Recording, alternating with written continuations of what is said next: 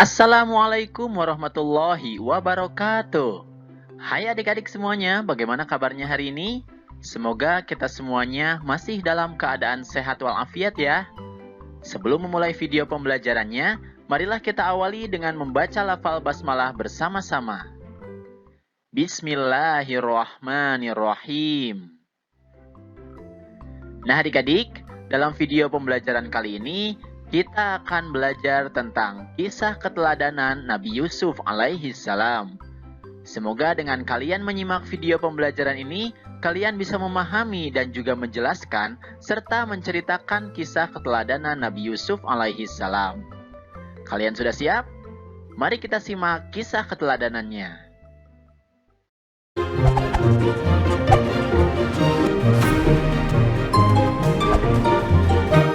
Nabi Yusuf alaihi salam adalah putra Nabi Yakub alaihi salam. Nabi Yusuf mempunyai adik kandung bernama Bunyamin dan 10 kakak yang merupakan saudara-saudara dari ibu yang berbeda. Kisah Nabi Yusuf ini secara lengkap dapat dibaca pada Al-Quran Surat Yusuf ayat 1 sampai 101. Pada suatu malam, Nabi Yusuf bermimpi melihat 11 bintang, kemudian matahari dan bulan semuanya bersujud kepadanya. Yusuf pun terbangun. Ia kemudian menceritakan mimpi itu kepada ayahnya. Nabi Yakub lalu berkata, "Janganlah kamu ceritakan mimpimu itu kepada saudara-saudaramu. Mereka akan membuat tipu daya untuk membinasakanmu. Sungguh, setan itu musuh yang jelas bagi manusia." Dengan mimpi itu, Nabi Yakub mempunyai firasat bahwa Nabi Yusuf kelak akan mendapat kedudukan yang tinggi di dunia dan di akhirat. Nabi Yakub sangat dekat dengan Nabi Yusuf kecil setelah ibu kandungnya meninggal dunia saat Nabi Yusuf baru berusia 2 tahun. Kedekatan Nabi Yusuf dengan ayahnya menimbulkan rasa cemburu bagi 10 kakak-kakaknya. Mereka mulai tidak menyukai Yusuf, apalagi wajah Nabi Yusuf juga lebih tampan. Akhirnya, saudara-saudara Nabi Yusuf merencanakan untuk membunuhnya. Saudara-saudara Nabi Yusuf menghadap kepada Nabi Yakub dan meminta izin untuk mengajak Nabi Yusuf bermain-main di hutan. Nabi Yakub pun berkata, "Sesungguhnya kepergian kamu bersama Yusuf sangat menyedihkanku, dan aku khawatir dia dimakan serigala ketika kalian sedang lengah darinya." Namun, akhirnya mereka berhasil membujuk ayahnya. Nabi Yusuf pun pergi ke hutan bersama saudara-saudaranya tanpa Bunyamin. Setelah jauh, rencana membunuh Yusuf pun dimulai. Akan tetapi, salah satu kakak Nabi Yusuf berpendapat agar jangan membunuh Yusuf, tetapi membuangnya saja ke dalam sumur. Nabi Yusuf pun dibawa ke hutan mendekati sumur tempat para pedagang sering mampir mengambil air. Mereka lalu membuang Yusuf ke dalam sumur. Untuk menutupi perbuatannya, mereka pun melumuri pakaian Nabi Yusuf dengan darah palsu. Setelah itu, saudara-saudara Nabi Yusuf pun pulang dan berkata pada ayahnya, "Wahai ayah, sesungguhnya kami pergi berlomba dan kami tinggalkan Yusuf di dekat barang-barang kami. Tiba-tiba dia dimakan serigala dan engkau tentu tidak akan percaya kepada kami sekalipun kami berkata benar." Lalu mereka menunjukkan bekas baju Nabi Yusuf yang berlumuran darah palsu tersebut. Ayahnya berkata, "Sebenarnya hanya dirimu sendirilah yang memandang baik urusan yang buruk itu.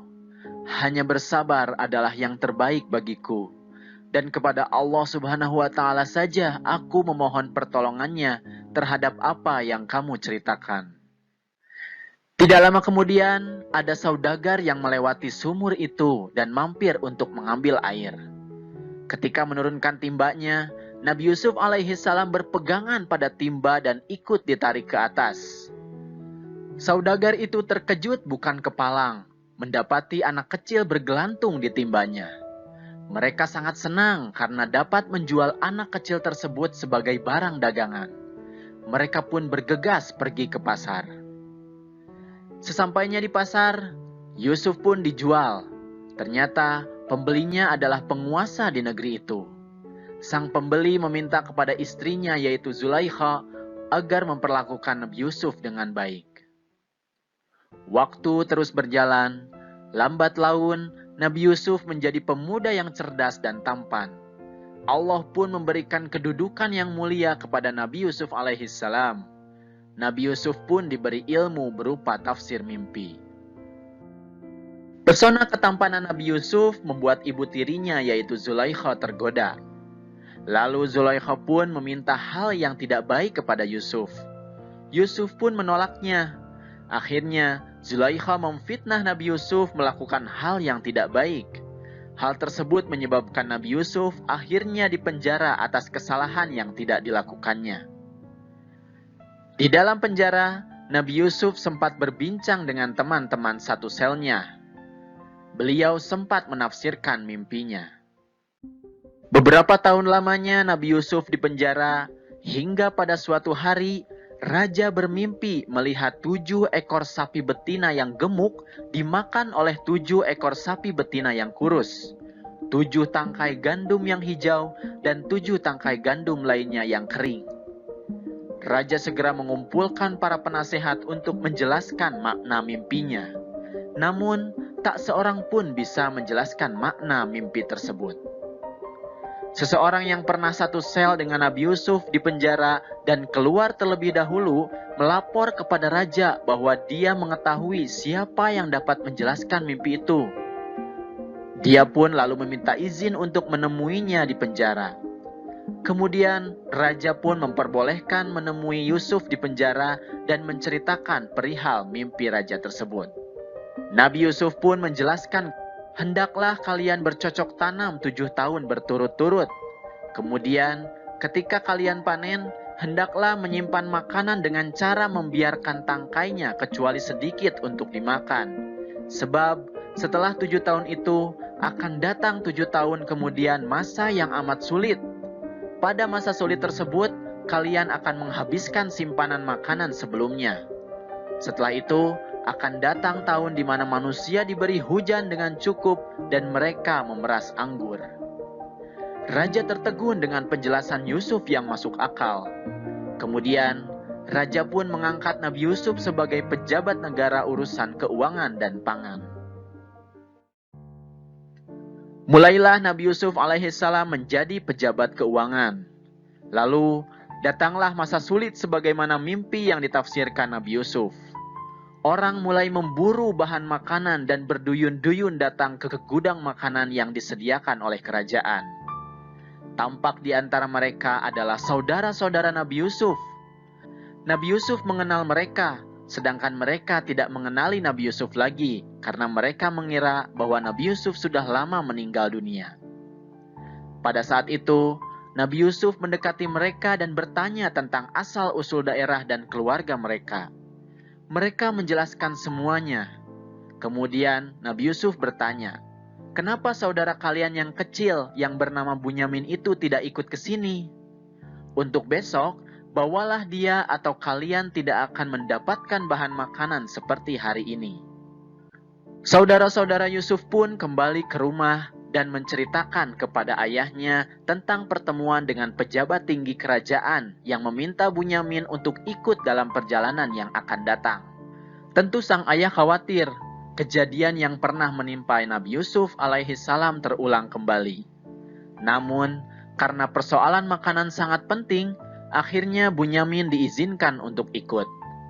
Ayah mereka, yaitu Nabi Yakub alaihissalam, kini sudah tua dan kehilangan penglihatan karena sering bersedih dan menangis mengingat nasib Nabi Yusuf. Para putra Nabi Yakub kini datang kembali ke kerajaan dengan membawa Bunyamin. Di tengah kesibukan pembicaraan tentang bahan makanan, Nabi Yusuf secara diam-diam berbicara kepada Bunyamin. "Wahai Bunyamin, sesungguhnya aku adalah saudaramu, Yusuf. Allah telah melindungiku dan memberiku kekuatan. Nanti akan kususun rencana agar kamu tertinggal di kerajaan ini dan saudara-saudaramu biarkan pulang ke rumah." Nabi Yusuf pun kemudian secara sembunyi memasukkan gelas emas milik kerajaan ke dalam karung milik Bunyamin. Ketika mereka akan meninggalkan istana raja, Tiba-tiba pengawal istana mengumumkan telah terjadi pencurian piala dan mencegat semua kafilah. Saudara-saudara Yusuf bersumpah bahwa mereka tidak datang untuk mencuri. Namun sayang, ternyata para pengawal kerajaan menemukan piala itu di dalam karung Bunyamin. Bunyamin pun ditahan dan saudaranya yang lain dipersilahkan untuk pulang. Mereka tidak mengetahui bahwa itu adalah rencana Nabi Yusuf. Saudara-saudara Nabi Yusuf pun kemudian kembali kepada ayahnya di Palestina tanpa Bunyamin. Mereka mengabarkan apa yang telah terjadi. Ayahnya bertambah sedih mendengar kejadian yang menimpa Bunyamin. Beliau pun berkata, "Wahai anak-anakku, pergilah kalian mencari berita tentang keberadaan Yusuf dan Bunyamin, dan janganlah kamu berputus asa." Sewaktu mengambil makanan berikutnya, Nabi Yusuf pun menyampaikan berita kebenaran kepada saudara-saudaranya. Nabi Yusuf pun berkata, "Sadarkah kalian tentang perbuatan apa yang telah kalian lakukan kepada Yusuf dan saudara kalian sendiri?" Mereka sangat terkejut karena di hadapan mereka ternyata adalah Nabi Yusuf, yaitu adik yang mereka pernah buang ke dalam sumur. Mereka bertanya, "Apakah engkau Yusuf?" Nabi Yusuf pun menjawab, "Benar, aku adalah Yusuf." Mereka mengakui kesalahan dan memohon maaf atas perbuatan mereka yang membuang Nabi Yusuf ke dalam sumur. Nabi Yusuf alaihissalam pun berkata, "Kalian tidak akan dihukum dan dipersalahkan. Aku mohon kepada Allah Subhanahu wa Ta'ala ampunan dan rahmat bagi kalian, dan Allah Maha Penyayang." Setelah menanyakan keadaan ayahnya, Nabi Yusuf pun kemudian mengirim jubahnya supaya diusapkan ke wajah ayahnya, sembari meminta agar ayahnya segera diajak menuju istana. Akhirnya, saudara-saudara Nabi Yusuf pun kembali ke rumah. Sebelum sampai di rumahnya, Nabi Yakub berkata bahwa sesungguhnya aku telah mencium keberadaan Nabi Yusuf yang masih hidup. Maka benarlah, ketika mereka tiba, jubah Nabi Yusuf diusapkan ke wajahnya dan muncullah kegembiraan di hati Nabi Yakub. Penglihatannya dengan izin Allah pun telah pulih kembali. Saudara-saudara Nabi Yusuf dan ayahnya segera berangkat menuju Mesir. Nabi Yusuf alaihissalam menyambut kedatangan keluarganya. Kemudian Nabi Yusuf langsung menaikkan ayahnya ke singgasana dan saudara-saudaranya pun bersujud kepada Yusuf. Kemudian Nabi Yusuf alaihissalam menyatakan, "Inilah mimpiku sewaktu masih kecil dulu, melihat 11 bintang, matahari, dan bulan bersujud kepadaku. Allah Subhanahu wa Ta'ala mewujudkannya dengan banyak kebaikan kepadaku dan membebaskanku dari penjara serta mempertemukan kita kembali." Setelah selesai pertemuan, seluruh keluarga Yusuf pun diminta untuk tinggal di istana. Nah, itulah adik-adik kisah keteladanan Nabi Yusuf alaihi salam. Ada beberapa keteladanan yang bisa kita ambil dari kisahnya tersebut. Di antaranya adalah, yang pertama, kita harus senantiasa menjadi pribadi yang pemaaf. Meskipun orang lain telah berbuat jahat kepada kita, tetapi kita tidak boleh menyimpan suatu dendam apapun kepada mereka. Kemudian yang kedua, kita harus bisa menolak jika ada seseorang yang mengajak kita kepada perbuatan yang tidak baik. Bahkan lebih baik lagi jika kita bisa mengajak mereka kepada jalan kebenaran. Kemudian yang ketiga, kita harus senantiasa berprasangka baik kepada Allah Subhanahu wa Ta'ala. Apapun yang terjadi kepada diri kita, meskipun itu buruk menurut kita, Allah lebih mengetahui kebaikan bagi setiap hambanya.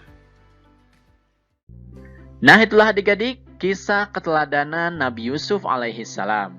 Semoga kalian bisa memahami dan juga bisa menceritakan kisah keteladanan Nabi Yusuf alaihi salam serta menunjukkan sifat terpuji dari Nabi Yusuf alaihi salam terutama dalam hal pemaaf. Itu saja video pembelajaran yang bisa kakak sampaikan. Jangan lupa like, komen, dan subscribe video ini. Kemudian aktifkan tanda loncengnya supaya kalian mendapatkan informasi dari update video yang terbaru. Terima kasih atas perhatiannya dan mohon maaf apabila ada kesalahan. Billahi taufik wal hidayah. Wassalamualaikum warahmatullahi wabarakatuh.